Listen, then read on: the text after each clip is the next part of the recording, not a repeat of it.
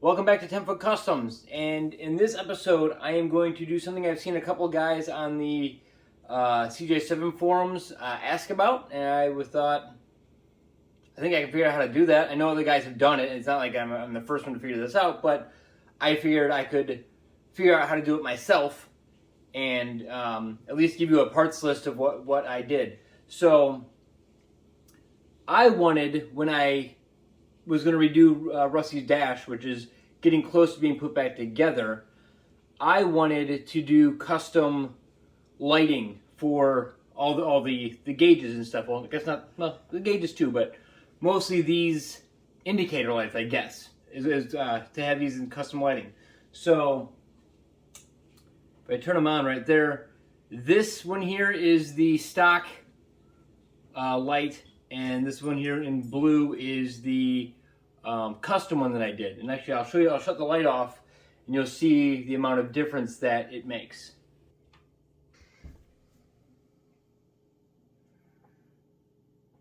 My plan was to just use the original indicators that I had. I figured, you know, why spend the money? I'll just pop the other ones out and put the other ones in. But when I went to go remove them, literally, they fell apart. I mean, these literally just crumbled into pieces. There's not much left to them, which I'm like, okay, I guess I'm ordering new ones. So, went online, and a bunch of companies make them. You can buy the entire kit. There's the part number. I think these are the Omex ones, I think. There's the part number. But it gives you the entire kit of new indicator lights. And then I went online, and for I think 13 bucks, I picked up a whole mass of 5mm LED lights. And this kit gave me 20 of each color. So we've got, I never remember if this is white or if this is amber. But there's white, red, green, amber, blue, and like bright white. So the one white is like your soft white, and the other one is a bright white. So for like 13 bucks, I got all of these, which is enough to do, should be enough to do the majority of what I'm doing. And then I also got, for another couple bucks, all of these 5mm LED lamp holders. So they're just little tiny Mazda. No, buddy, you gotta go the other way. Go on. They're just these little tiny holders that hold the light in. Come here, buddy. Come on. Oh, yeah. See, it's because you're gonna mess things up. So go on, buddy. Go on. Things you will need to do what I've done with this. You need a screwdriver. It doesn't need to be this big. Actually, the probably slightly smaller one would be better. Wire strippers, a pair of needle nose, solder, a Dremel, and a 1/4-inch drill bit. Now, this is not a drill. I know this is a driver. But I was doing some work in the attic the other day. I was putting in a new fan, and I think I left my drill up there, and I didn't want to go up there and get it yet. So I'm using this, and it works just fine for what we're doing. So yeah, these are the tools you need to do this conversion. The only reason that I wanted to do this conversion was to get custom lighting. I mean, it does help with battery draw. I mean, LEDs don't draw as much current, so it will give you, but the Jeeps that I know have never had really huge problems with amp draw. But LEDs are just cleaner, brighter. You can customize the color. So I figured, why not? One of the things that surprised me about this was that when I went to go remove these after running them, let's see if I can get it here.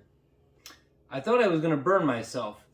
Right there is the, can you see that on the screen? So one of the things that this light is running 163 degrees. And which, no wonder those fixtures are so brittle when I was trying to remove them. They're just, heat cycling like that can't be good for that plastic. Now if I do the same thing with the LED one, in about the same spot, and it really doesn't seem to matter on these at all. Let's see if I can get to find the hottest spot on this thing. So the hottest spot I can find on this one is like 84 degrees. So the difference is just insane. So I'm gonna actually shut these down because, like I said, you could almost burn yourself on this incandescent one. So that was like just eye-opening, the fact that that kind of heat is building up in those. And there's no reason for that. That's just, you know, whatever. Okay, let me move this out of the way for right now. Okay, let me show you.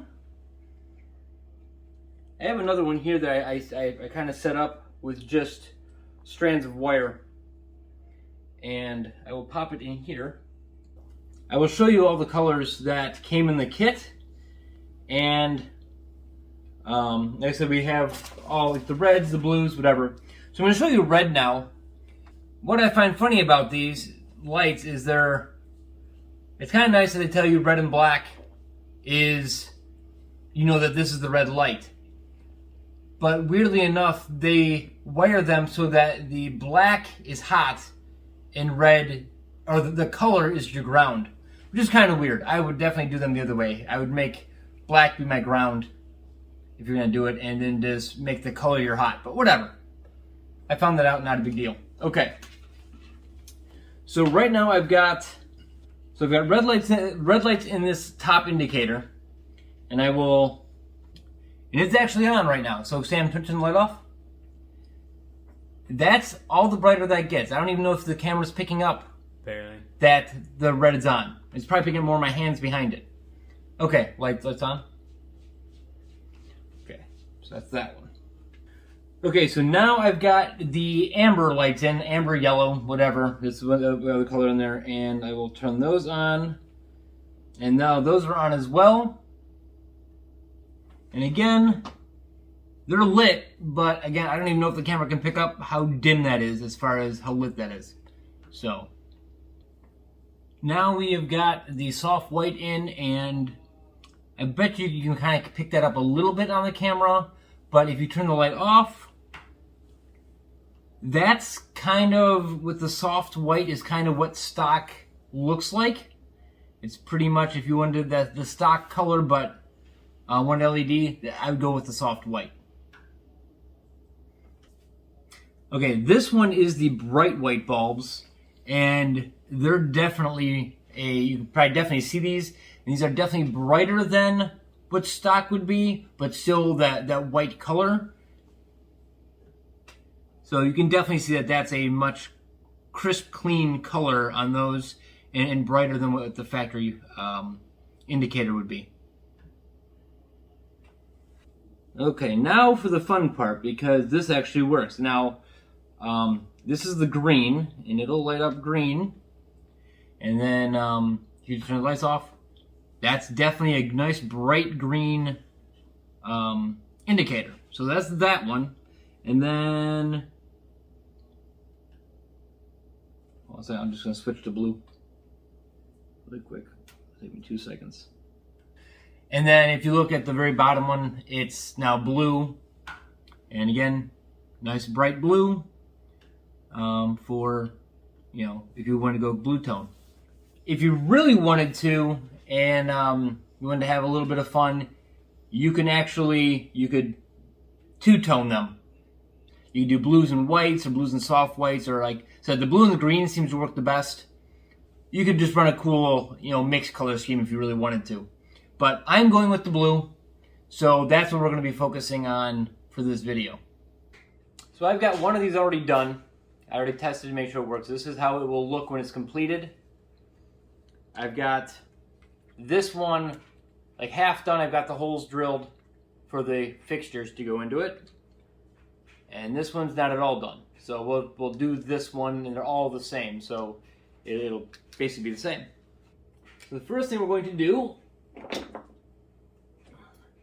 again, this is an overkill screwdriver. You got to be kind of careful. But right here, hold on. Right here, you have to pry up on these tabs. There's two of them. 1, 2. You only have to take up 2 on one side, and then this cover slides off. So, and be very careful. You don't even have to bend them all the way up. Kind of pry them a little bit, and it'll come off. It helps you have something to set it on. You can be very careful then.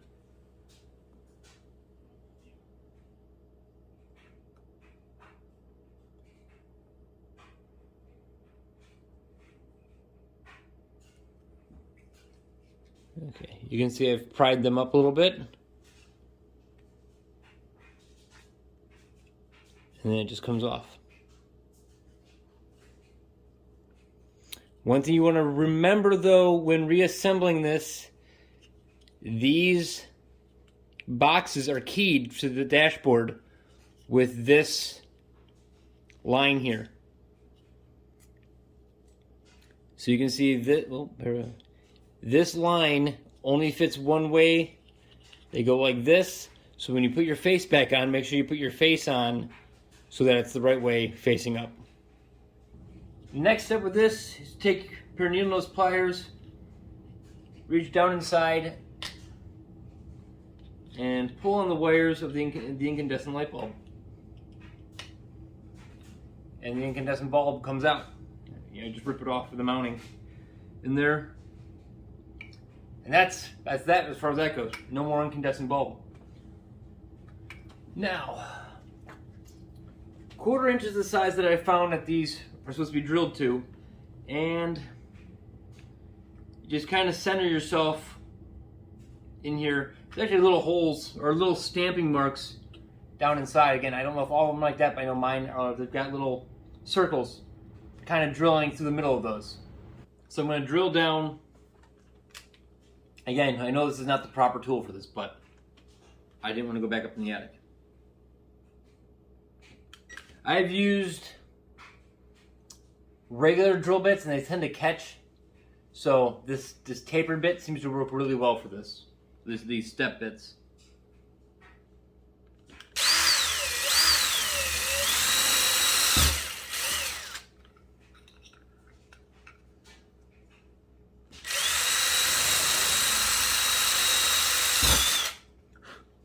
And I'm going to watch and count up to my 1/4 inch mark.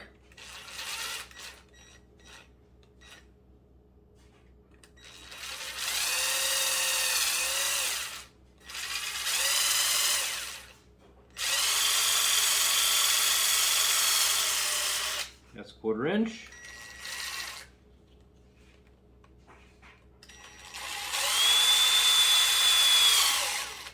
Oop, I went too big on that one.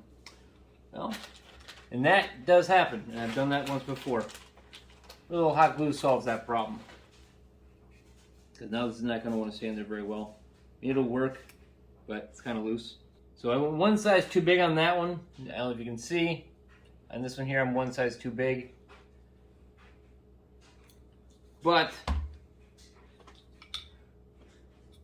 what I have found is this plastic is so soft that the 1/4 inch bit, even though when it goes in there, it's kind of not drilling anymore and just kind of moves the plastic out of the way. Like, you're in there, but you're really not drilling anymore. You can sit here all day long and you're not drilling. You're just, the plastic's expanding. So, what I found, you take your Dremel, and you go in there and you clean out that hole just a little bit.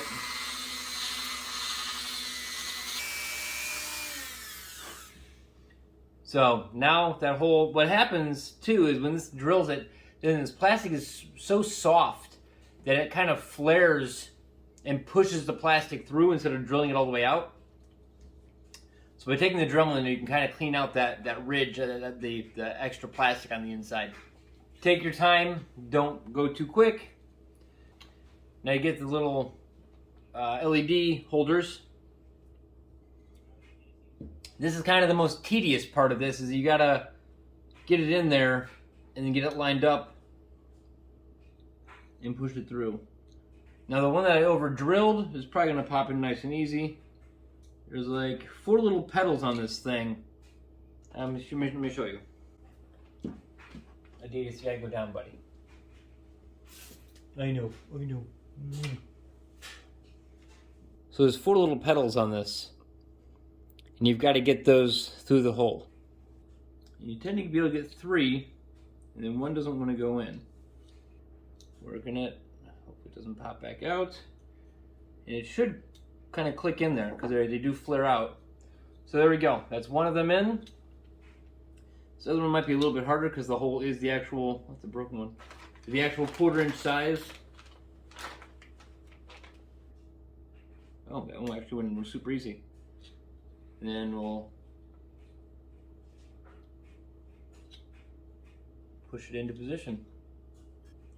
So there we go. Those 2 are in now.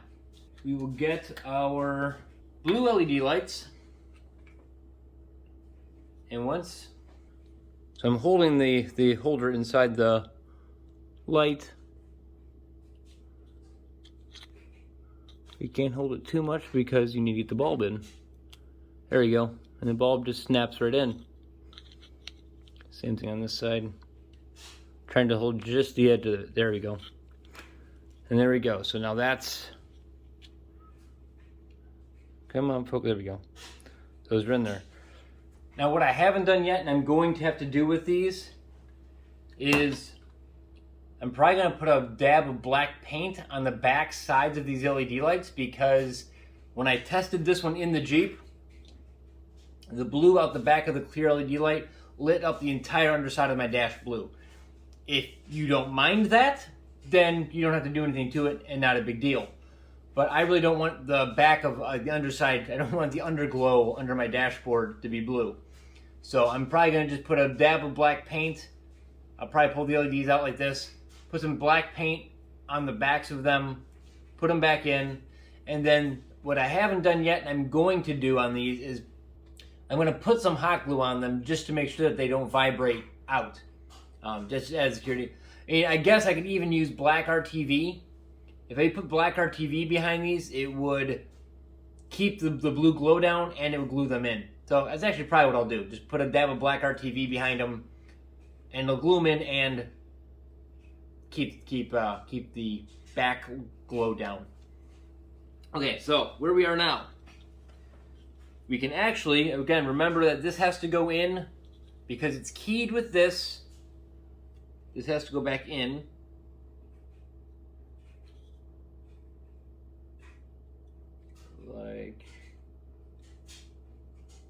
Like so. That's back on and in the right orientation. You can read it. We're going to put it face down on the board again and take a screwdriver and just push the tabs down. And that's locked back in. And then, we're going to give ourselves a little bit of room to work with some wire. We don't need a ton of wire. I'm giving myself maybe 2 inches or so to work with. Depends on how proficient you are with soldering. The less proficient you are with soldering, give yourself a little bit more wire to work with. I've been soldering for a very long time and a lot of small electronics, so I've gotten quite proficient at it. Now the downside is, again, I just did it with these clippers. Sometimes with this set of wire strippers, I'll actually break the wire right off, and that's not good because if I go too short, that wire is not stripping well. So I am going to replace this bulb altogether with a different bulb, one that will hopefully strip better. What is going on? All of a sudden it's just ripping the wires. Because I keep stripping the wires back and they keep breaking, I'm going to go back to the old standby that rarely ever fails. There we go. Teeth strippers sometimes work the best.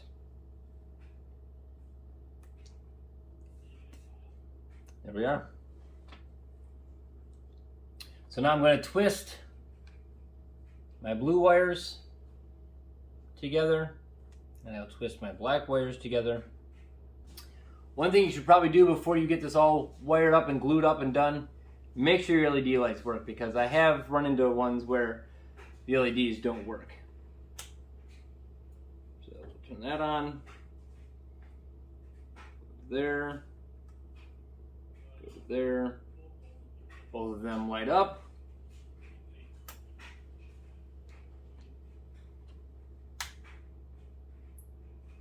So we know that's working.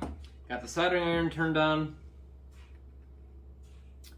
And this is probably where you can mess things up the most, but even then it's not a big deal. You've got to get spade connectors on here because that's how it hooks to the Jeep. So the Jeep wiring harness has these Adidas. Has these spade connectors on it. So these have got to go on. So when I'm going to solder these on here, I'm going to try to make sure I don't get a ton of solder on these connectors because, well, I got to get a spade connector on there. So the first thing I'm going to do, first off, make sure that your soldering iron is good and hot. You do not want a soldering iron that's kind of hot because you'll melt your wires down before you get your solder melted. So this is very hot. I'm just going to tin the ends of these. Hit it for a second, so that there's solder connecting the two wires. Same on this side. And done. So those are tinned and solder's on them.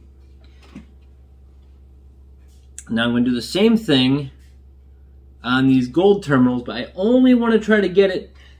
Honestly, what I should have done first, and I'll probably do first next, is put the tin of solder on these connectors before I put the light bulbs in.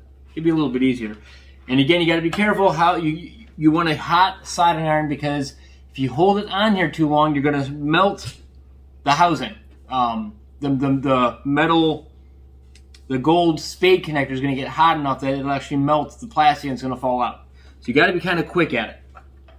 So very hot soldering iron. I'm going to go just on the outside of it. I just want a blob of solder to, and that's it. You can see that. That's all I need. These are little tiny wires. Do the same thing on this one.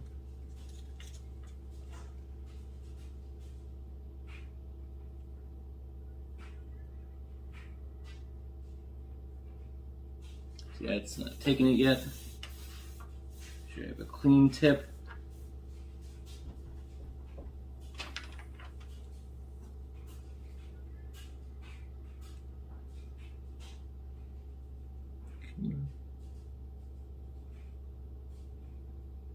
Okay, there we go again. I'm gonna let that cool. I don't want to overheat that at all. But I've got just a blip of solder there and a blip of solder on that side. I'm just gonna swing these down and around and touch them to it. This would help to have an extra set of hands, but I don't have that. I was looking at my factory dashboard because I wasn't sure on the layout of these for positive and negative how they were. And on my factory dashboard setup, there was no consistency. You know, you have a wire that's that long, so you can put on whatever. But you have to remember that because these are a diode. These only work one way. An incandescent bulb, you can run power through it either way on an incandescent bulb, and it'll still light. LEDs only work as power in and on a ground out. So you have to make sure that you get it right. So once these are wired, if it's not lit and you know that they worked, switch your wires around. It could just be backwards. But it doesn't matter which pole of this you put these colors on, because again, you have plenty of room with your wiring harness to put them wherever you want. Okay, so I'm going to try to, with one hand, get that where it needs to be.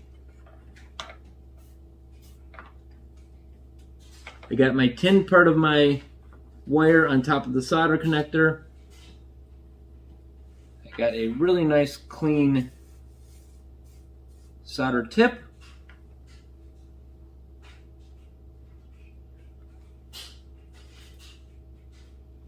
And come on, there we are. And I just touched it for a second. And that's it. That will hold those wires, and they're on. Do the same thing on this side. Here we go, right there.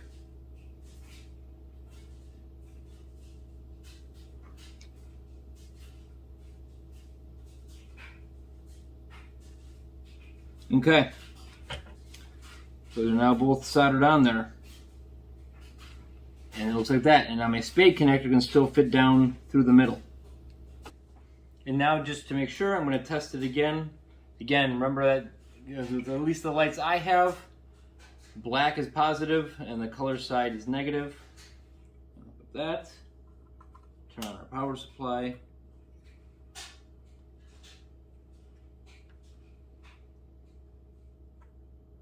And there we go. 2 blue lights are running.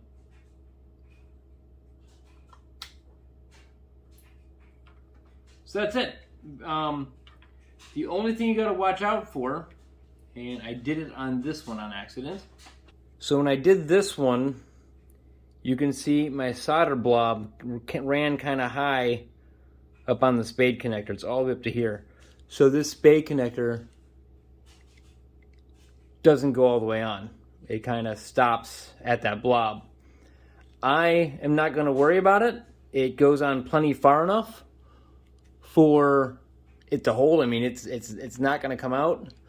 If for some reason it traveled to the end, which solder likes to do, solder does like to travel on these connectors, you could take a Dremel cutoff wheel and just kind of trim it back and get back down to the copper, and you'd be fine again. So I wouldn't worry about it if that happened. So that's it. I've got 2 of them done. I'm going to go and finish making out the other, I think there's a total of 6, so I have 4 more to make. And I will have custom blue, bright, low draw lights on my dash.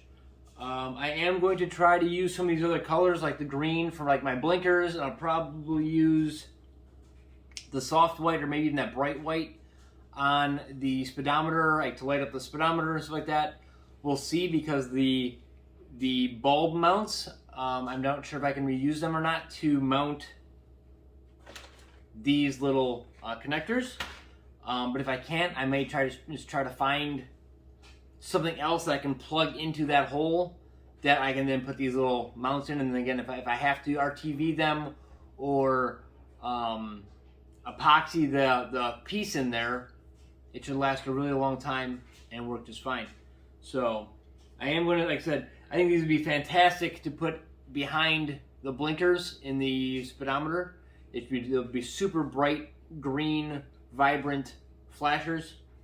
And what's nice about these, again, I didn't mention this before, these have the resistor built into them for 12 volt. I think they'll actually work all the way down to 3 volt, but obviously from 3 to 12, the more you voltage you add, the brighter the bulb is going to get. So 12 volt is the max that they say. Again, they say you can use them in cars, and the charging systems put out more than 12 volt. So I don't see why it would be a problem. But yeah, the resistors are built in. I will try to, if I know how to, list all these items that I used in the description below the video. I think I've done that before. I think I know how to do that. And I will have all that in the description. Thank you for watching. I hope this was a informational video and it made sense, and other people can do the same thing. I enjoy this kind of tedious electrical work, so for me this was fun to figure out and to buy the parts and do it. So, but thank you all for watching. Please remember to like, comment, and subscribe, and I hope everybody has a great week.